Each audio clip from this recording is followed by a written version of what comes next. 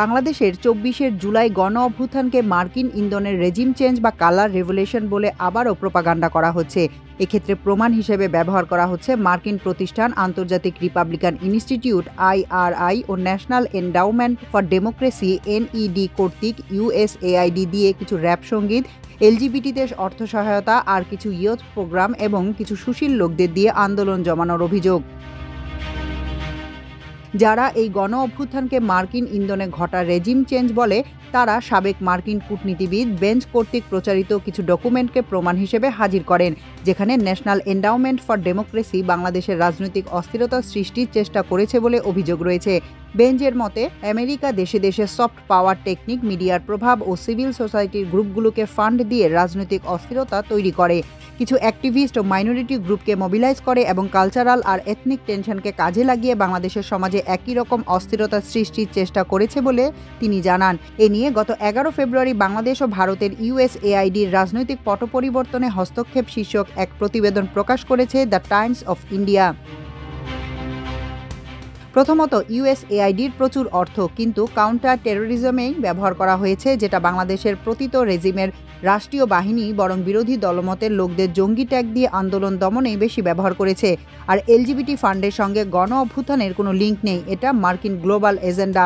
দ্বিতীয়ত, এই পুরো প্রক্রিয়া যেমন র‍্যাপ সঙ্গীত, ইয়ুথ প্রোগ্রাম আসলে গণ অভ্যুত্থানে তেমন গুরুত্বপূর্ণ প্রভাব রাখেনি। ইয়ুথ লিডারশিপের যে প্রভাব এই আন্দোলনে তা খুবই নগণ্য একটি ফ্যাক্ট, এবং তার বাইরেও ছাত্র জনতার সিংহভাগ কিন্তু এসব প্রোগ্রামের বাইরে থেকেই আন্দোলনে যুক্ত হয়েছেন। আর একই রকম অনেক প্রোগ্রাম যুক্তরাষ্ট্র, ভারত ছাড়াও এদেশে পরিচালিত করে। এসব প্রোগ্রামের ভূমিকা ছিল পেরিফেরাল লেভেলে এবং রুটিন ওয়ার্ক টাইপ।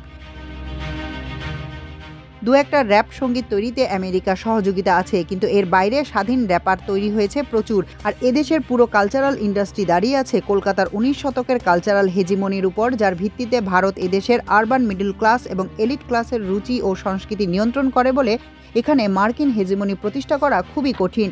এ কারণেই ২০২৩ সালে বিএনপি সরকার বিরোধী আন্দোলনে কিন্তু যুক্তরাষ্ট্র কিছুই করতে পারেনি, কারণ অল্প কিছু লোকজন ছাড়া সুশীল সমাজ, টিভি চ্যানেল, প্রায় সব পত্রিকা, NGO, বুদ্ধিজীবী, কবি, সাহিত্যিক এরা কেউই পতিত ফেসিবাদী রেজিমের বিরুদ্ধে কাজ করতে রাজি হয়নি। পিটার হাসকে আমরা দেখেছি খালি একটি পত্রিকার সঙ্গে ফটো সেশনে, যার কোনো হেজিমনি ঢাকার মিডল ক্লাস বা আপার ক্লাসে নেই। একটি দেশে কালার রেভলিউশন করতে হয় যাদের দিয়ে, মানে বুদ্ধিজীবী, সুশীল সমাজ, মিডিয়া, NGO এরা প্রায় সবাই যেখানে ফ্যাসিবাদী বয়ান উৎপাদন অথবা প্রচার করেছে বছরের পর বছর, সেখানে এদের দিয়ে যে রেজিম চেঞ্জ সম্ভব নয় সেটা মার্কিনিরা ভালো করেই বোঝেন। উল্টো বিএনপির আশায় গুড়ে বালি দিয়ে ২০২৩-এর আন্দোলনের পিক টাইমে ফ্রি অ্যান্ড ফেয়ার ইলেকশনের জন্য কোনো শক্তিশালী চাপ যে যুক্তরাষ্ট্র দেয়নি তার কারণ ফাঁস করেছে গার্ডিয়ান পত্রিকা। দিল্লির চাপে আমেরিকার সাবেক স্টেট সেক্রেটারি অ্যান্থনি ব্লিংকেন, তৎকালীন মার্কিন কূটনৈতিক ডোনাল্ড লু ও পিটার হাস সহ আরও সব মার্কিন কূটনীতিবিদকে বাংলাদেশের নির্বাচন নিয়ে হাসিনা সরকারকে প্রেসার দেওয়া বন্ধ করতে নির্বাচনের আগে আগে যে নির্দেশ দিয়েছেন তা গার্ডিয়ানের রিপোর্টেই আছে।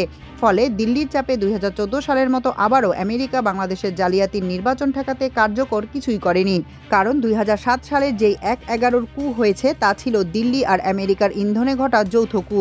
ফলে ওই সময় দিল্লির চোখে বাংলাদেশ দেখার পলিসি নেয় আমেরিকা, যেটা আমেরিকার ব্যাপার, তারা কি করবে না করবে। কিন্তু দিল্লি আর আমেরিকার এই মেলবন্ধন বাংলাদেশের রাজনৈতিক সমীকরণ থেকে জনতাকে নাই করে দেয়।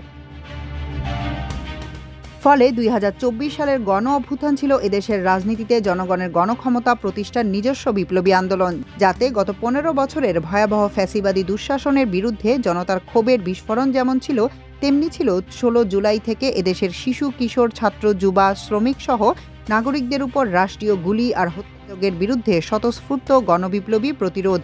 ফলে এদেশের ছাত্র জনতার এই অর্গানিক স্বতঃস্ফূর্ত দেশজ বিপ্লবী গণ অভ্যুত্থানকে মার্কিন ইন্ধনের রেজিম চেঞ্জ বলা যায় না।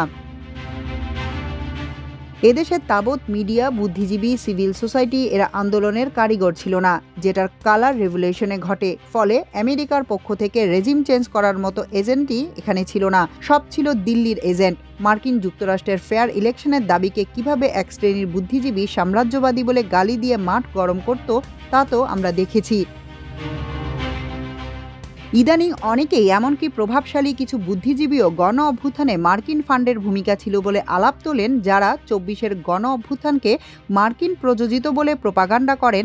তার প্রমাণ হিসেবে ইদানিং ইউএসএআইডির অর্থায়নে $২৯ মিলিয়ন প্রকল্প স্ট্রেনদেনিং পলিটিক্যাল ল্যান্ডস্কেপ ইন বাংলাদেশকে প্রমাণ হিসেবে হাজির করে।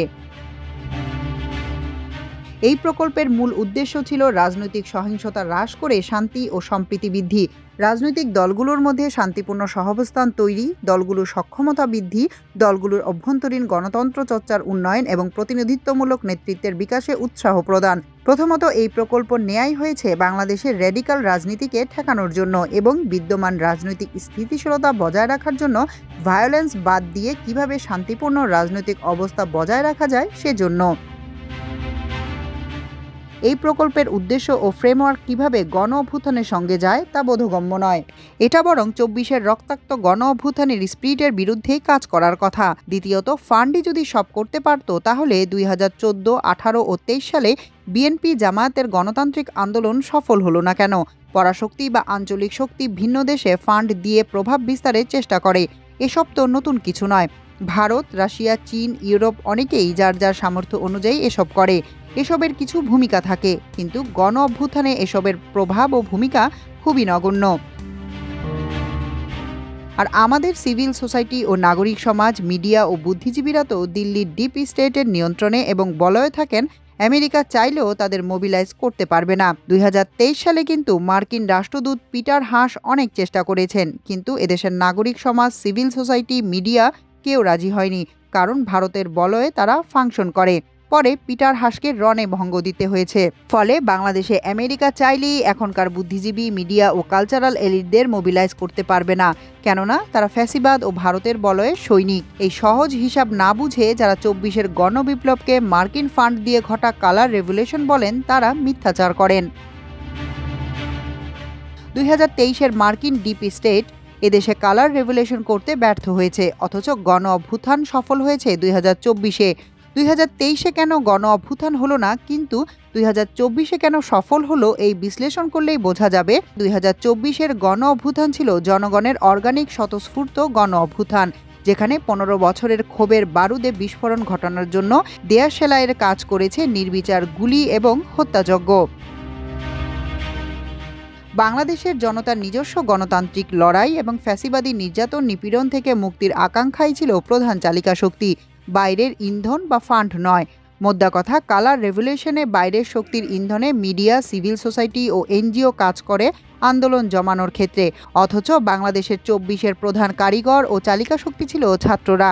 এ ধরনের ষড়যন্ত্র তত্ত্বের প্রধান সমস্যা হচ্ছে এটা জনগণের সক্রিয় রাজনৈতিক কর্তাসত্তাকে ক্রেডিট দেয় না, অথবা তার অবদানকে হালকা করে তুলে ধরে।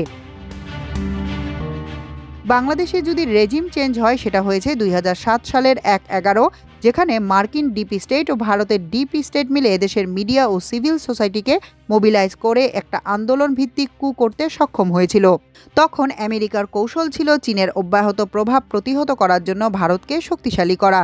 তাই আমেরিকা ভারতের চোখে বাংলাদেশকে দেখার পলিসি নেয়। এ কারণে তখন ভারত এবং আমেরিকার ডিপ স্টেটের ভূমিকা ও লক্ষ্য একই হওয়ায় বাংলাদেশের সব এনজিও, বুদ্ধিজীবী, কবি, সাহিত্যিক, শিল্পীসহ সব সিভিল সোসাইটি ও গণমাধ্যম বিরাজনীতিকরণের জন্য জনমত তৈরি করে এবং ভারত, আমেরিকা আর সিভিল সোসাইটির যোগসাজশে আরবান মিডল ক্লাস ও কালচারাল এলিট ক্লাসকে মোবিলাইজ করা পসিবল হয়। ১/১১ তাই সফল হয়। কিন্তু ২০১৪, ১৮ ও ২৩ সালের গণতান্ত্রিক আন্দোলনে বিএনপি সফল না হওয়ার জন্য দায়ী হচ্ছে মিডল ক্লাস, আপার ক্লাস ও সিভিল সোসাইটি। তারা বিএনপি জামায়াতের গণতান্ত্রিক আন্দোলনে যোগ দেয়নি। অর্থাৎ কিছু ব্যতিক্রম বাদে বাংলাদেশের বুদ্ধিজীবী, কবি, সাহিত্যিক, কালচারাল এলিট এবং সিভিল সোসাইটি মূলত ফ্যাসিবাদের পক্ষে বয়ান তৈরি ও প্রসারে ভূমিকা রাখে এবং তা ভারতের ডিপ স্টেটের নিয়ন্ত্রণেই ছিল। যেহেতু ভারতের ডিপ স্টেটের নিয়ন্ত্রণে ছিল, ফলে ২০২৩-এ এসে আমেরিকার ডিপ স্টেট কিন্তু দিল্লি নিয়ন্ত্রিত বাংলাদেশের সিভিল সোসাইটিকে মোবিলাইজ করতে পারেনি। ফলে ২০২৪-এ মার্কিন ডিপ স্টেটে হাসিনা পতনে তেমন কোনো রোল প্লে করার মতো ফুরসুতি ছিল না, কারণ এদেশের মিডিয়া, বুদ্ধিজীবী ও সিভিল সমাজ অলরেডি দিল্লি অথবা হাসিনা সরকারের অনুগত। যারা মনে করেন হাজার হাজার গুম, খুন ও হত্যাযজ্ঞ, কয়েকটা ম্যাসাকার, বিলিয়ন বিলিয়ন ডলার চুরি, লুণ্ঠন, পাচার ও ৩টা ভুয়া জালিয়াতির নির্বাচন করে অবৈধভাবে ক্ষমতা দখল, জুলাই আগস্ট জুড়ে বৃষ্টির মতো নির্বিচার গুলি করে হাজার হাজার নাগরিক হত্যা, হাজার হাজার মানুষকে পঙ্গু করে দেওয়ার পরও হাসিনা সরকারকে উৎখাতে জনগণের ন্যায্য গণবিক্ষোভ এবং গণ অভ্যুত্থান তাদের নিজস্ব নয়, এটা মার্কিন ষড়যন্ত্রে কিছু টাকা দিয়ে এলজিবিটি ইস্যু আর সুশীল কিছু লোককে মোবিলাইজ করার মামলা।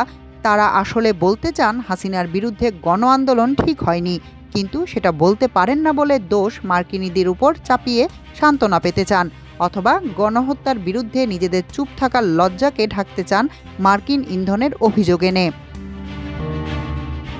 নির্বিচার গণহত্যাই যে হাসিনার বিরুদ্ধে গণবিপ্লবের জন্য যথেষ্ট, এটা কি তারা মনে করেন না? এরকম লুটপাট, গুম, খুন ও গণহত্যা, সরকার পতনে গুলির মুখে জীবন দিয়ে দেওয়া জনতার গণপ্রতিরোধকে ক্রেডিট না দিয়ে ষড়যন্ত্র তত্ত্ব যারা প্রচার করেন, তারা আসলে গণমানুষের রাজনৈতিক সক্রিয় সত্তাকে অস্বীকার করেন। মাল্টিমিডিয়া ডেস্ক, আমার দেশ।